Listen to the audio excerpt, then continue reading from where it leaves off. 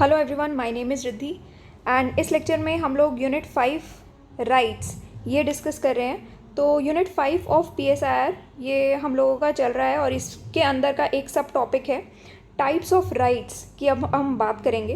तो types of rights में कौन कौन से राइट्स आते हैं? Natural rights, moral rights, legal rights और कॉन्ट्रैक्चुअल राइट्स। इसमें सबसे पहले आज के लेक्चर में हम नेचुरल राइट्स डिस्कस करने वाले हैं।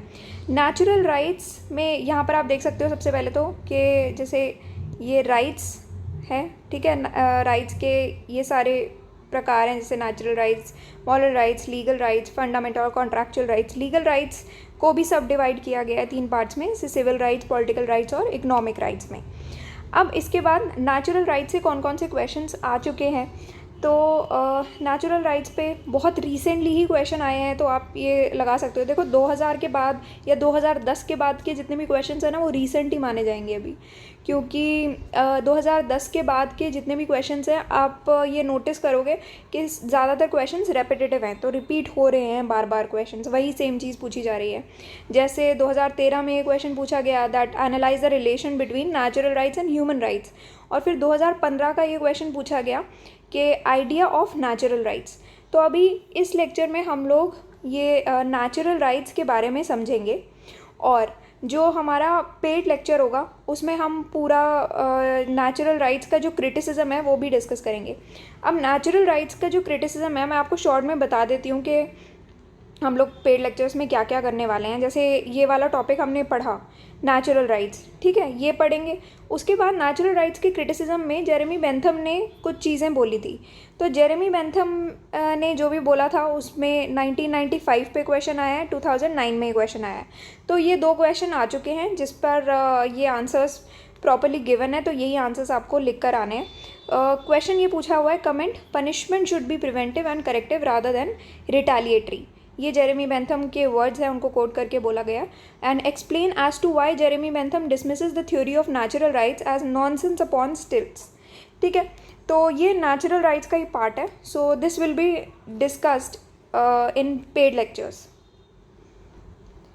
पेड लेक्चर्स को एक्सेस करने के लिए आप synopsisis.in की वेबसाइट पर जा सकते हैं। तो यहाँ पर आपको PSIR ऑप्शनल कोर्स मिल जाएगा, जिसमें पेड लेक्चर्स जैसे बेसिक लेक्चर्स है, एडवांस लेक्चर्स हैं, वो सब आप देख सकते हो कि किस तरीके से हम लोगों ने ये कोर्स पूरा डिज़ाइन किया है। और 21, 22, 23 तीनों साल के लिए ये कोर्स अवेलेबल है। अब नेचुरल राइट्स होते क्या हैं? तो सबसे पहले इंट्रोडक्शन में सबसे पहले किसी भी टॉपिक में डेफिनेशन हम लोग मेंशन करेंगे। नेचुरल राइट्स वो राइट्स होते हैं जो कि किसी भी लॉ पर, कस्टम पर या फिर किसी पर्टिकुलर कल्चर या गवर्नमेंट के बिलीफ पर डिपेंडेंट नहीं होते, और ये इसी वजह से यूनिवर्सल होते हैं और इनएलिएनेबल होते हैं। इनएलिएनेबल मतलब कि आप ह्यूमन लॉज के द्वारा उनको रिपील नहीं किया जा सकता या रिस्ट्रेन नहीं किया जा सकता या उनको छीना नहीं जा सकता। तो इसी वजह से ये यूनिवर्सल राइट्स होते हैं। अब जब एनलाइटनमेंट का पीरियड आया था उस टाइम पर नेचुरल राइट्स को सोशल कॉन्ट्रैक्ट थ्योरी के पार्ट की तरह ही डेवलप किया गया था। ये हम आगे भी थोड़ा सा समझेंगे एनलाइटनमेंट के पीरियड के बारे में, जब हम थॉमस जेफरसन के बारे में पढ़ेंगे, जिसमें थॉमस जेफरसन ने जब एक डॉक्यूमेंट था वो अडॉप्ट किया गया था सेकेंड कॉन्टिनेंटल कांग्रेस के द्वारा जुलाई 4, 1776 में, जिसमें जेफरसन ने कहा था, उनका जो नेचुरल राइट्स का आइडिया था उसको रिवील किया था, जिसमें उन्होंने ये कहा था कि सारे आदमी जो है वो इक्वल ही होते हैं, सब मैन मतलब इक्वल ही क्रिएट किए जाते हैं। इनएलिएनेबल राइट्स के बारे में उन्होंने बात की थी। फिर life, liberty, pursuit of happiness के बारे में उन्होंने बात की थी। तो जब एज ऑफ एनलाइटनमेंट आया था ये 17th और 18th सेंचुरी में आया था, जिसमें जेफरसन ने फ़िलासफ़र्स के बिलीव्स को अडॉप्ट किया था। ऐसे फ़िलासफ़र जो कि रीज़न यूज़ करते थे, साइंस यूज़ करते थे ह्यूमन बिहेवियर को एक्सप्लेन करने के लिए। तो उन्हीं थिंकर्स के जैसे जेफरसन ने ये यूनिवर्सल एडहेरेंस जो होता है ना राइट्स का, ये जो यूनिवर्सल एडहेरेंस है राइट्स का, उसको उन्होंने अडॉप्ट किया था, ठीक है। उसके लिए उन्होंने कहा था कि अगर आपको ह्यूमैनिटी को और एडवांस करना है, एडवांसिंग ह्यूमैनिटी, अगर आप ह्यूमैनिटी को आपको एडवांस करना है तो आपको लॉज ऑफ नेचर ये तो आपको रखने ही पड़ेंगे। लॉज ऑफ नेचर को अधेयर करना पड़ेगा, adherence to the laws of nature, ठीक है। इसी से ही आपकी ह्यूमैनिटी एडवांस हो सकती है। तो ये बात कही गई थी, ये हम आगे पढ़ेंगे ऑल्दो। तो ये जो पूरी थ्योरी है नेचुरल राइट्स की, ये जितने भी के सोसाइटी कैसे ओरिजिन की है उनके क्वेश्चंस को एड्रेस करती है। साथ में जो स्टेट की अथॉरिटी है इंडिविजुअल के ऊपर, उसकी लेजिटिमेसी को भी एड्रेस करती है कि मतलब अगर स्टेट किसी भी इंडिविजुअल के लिए कोई भी राइट उसको दे रहा है या कोई भी अथॉरिटी उस पर चला रहा है, तो वो अथॉरिटी कितनी जायज़ है, कितनी लेजिटिमेट है। तो ये सारे क्वेश्चंस को भी एड्रेस किया जाता है। फिर अब जो बेसिक नॉन लीगल राइट्स होते हैं, जो नेचुरल राइट्स हैं, उनका एग्जिस्टेंस, ये बहुत सारे थिंकर्स देखे गए हैं पॉलिटिकल थॉट में कि बहुत कॉमन रहा है उनका एग्जिस्टेंस। तो इस व्यू के प्रोपोनेंट्स, इस व्यू को सपोर्ट करने वाले लोग ये कहते हैं कि ह्यूमंस के पास नेचुरल राइट्स तो रहते ही हैं। नेचुरल राइट्स वो राइट्स हैं जिस पर गवर्नमेंट का कोई अधिकार नहीं है, गवर्नमेंट इन राइट्स को छीन नहीं सकती है बिल्कुल भी। तो ये ह्यूमंस ये नेचुरल राइट्स को पोजेस करते हैं। तो नेचुरल राइट्स वो हैं जो कि इंडिपेंडेंट हैं to the establishment of government and anterior to the establish of government. मतलब गवर्नमेंट का उससे लेना देना नहीं है, वो गवर्नमेंट चाहे जो मर्जी करे, नेचुरल राइट्स आपके पास रहेंगे ही रहेंगे, वो कोई नहीं ले सकता आपसे। तो ये राइट्स जो हैं उन थिंकर्स के हिसाब से फंडामेंटल हैं सभी ह्यूमन बींग्स के लिए। अब इसी वजह से गवर्नमेंट भी अपने सिटीजन्स को ये ऑब्लिगेशन ओ करती है कि वो ये राइट्स को रिस्पेक्ट करें, ये जो फंडामेंटल, ये जो ह्यूमन राइट्स हैं, ये जो नेचुरल राइट्स हैं उनको रिस्पेक्ट करें। अब जो थॉमस हॉब्स हैं और जॉन लॉक हैं, ये इस व्यू के मेजर प्रोपोनेंट्स हैं। थॉमस हॉब्स क्या कहते हैं, जो उनका कंसेप्शन है नेचुरल राइट्स का, वो उनका कंसेप्शन से आया है जो कि स्टेट ऑफ नेचर में, man in a state of nature में जो उनका कंसेप्शन था, उसी से ये लिया गया था नेचुरल राइट्स। सो थॉमस हॉब्स, अगर मैं आपको शॉर्ट में बताऊं, उनका जो ये स्टेट ऑफ नेचर का जो कंसेप्शन था, उसमें ये बात कर रहे थे कि जैसे ये पूरी सोसाइटी बनने से पहले या पूरी गवर्नमेंट बनने से पहले ये कैसा था उस टाइम पर, राइट्स वगैरह, लोग कैसे रहते थे। तो वो जो पूरा राइट्स वगैरह का था ना सारा सिस्टम, तो ये यहाँ पर ये बात किया जाता है। थॉमस हॉब्स उसी के बारे में बात करते हैं कि हमारा स्टेट ऑफ नेचर कैसा था जब सोसाइटी नहीं बनी थी, जब गवर्नमेंट नहीं थी, उससे पहले लोग जैसे रह रहे थे। तो वो आपके नेचुरल राइट्स थे, ठीक है, जो आपके पास ऑलरेडी थे, जिससे कोई भी आपको छीन नहीं सकता था। और जहाँ तक जॉन लॉक की बात आती है, तो जॉन लॉक इसमें परफेक्ट इक्वालिटी, फ्रीडम, इन सबको इंक्लूड कर देते हैं। फिर right to preserve life and property, इनको भी इंक्लूड करते हैं। तो ये जो ज़्यादा फेमस नेचुरल राइट का फॉर्मुलेशन है वो जॉन लॉक से भी आता है, जिन्होंने नेचुरल राइट्स में ये सब इंक्लूड किया है। Equality, freedom, life and property preserve करना, ये सब नेचुरल राइट्स का पार्ट उन्होंने कहा है।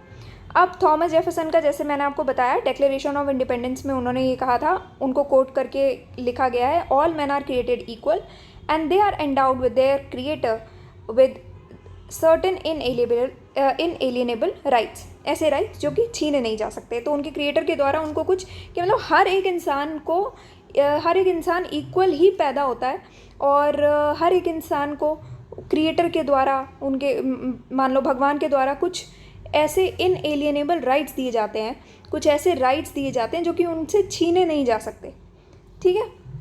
ये कहा है थॉमस जेफरसन ने। तो उनका जो डॉक्ट्रीन है नेचुरल राइट्स का, ये एक रेवोल्यूशनरी डॉक्ट्रीन बना था 17th एंड 18th सेंचुरी का, और ये अमेरिकन एंड फ्रेंच रेवोल्यूशंस को जस्टिफाई भी करता था। अब थॉमस हॉब्स और जॉन लॉक हैं इंग्लैंड में, देन रूसो हैं फ्रांस में, ये कुछ ऐसे फिलोसोफर्स थे जिन्होंने ये नेचुरल राइट्स की थ्योरी को डेवलप्ड किया। किन चीज़ों पर डेवलप किया था? On rights to life, liberty and property.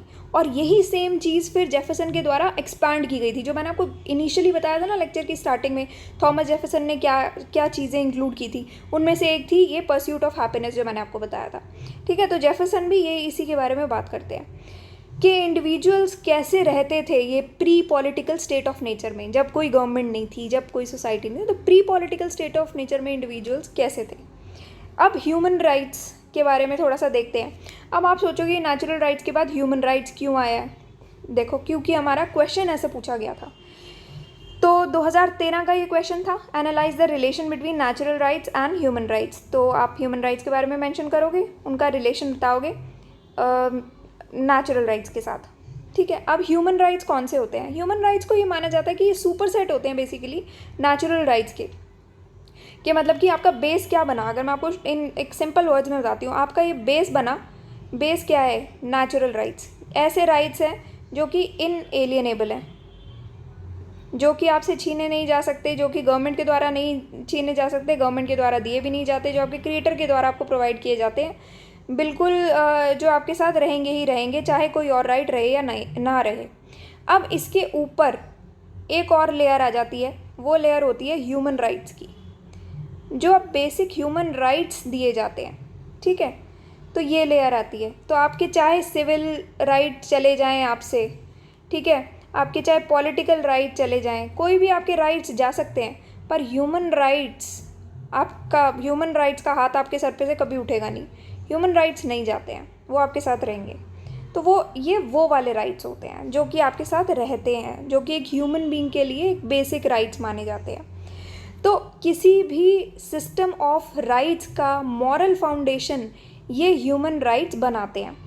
Human rights सभी ह्यूमन बीइंग्स के राइट्स का सोर्स बनाते हैं।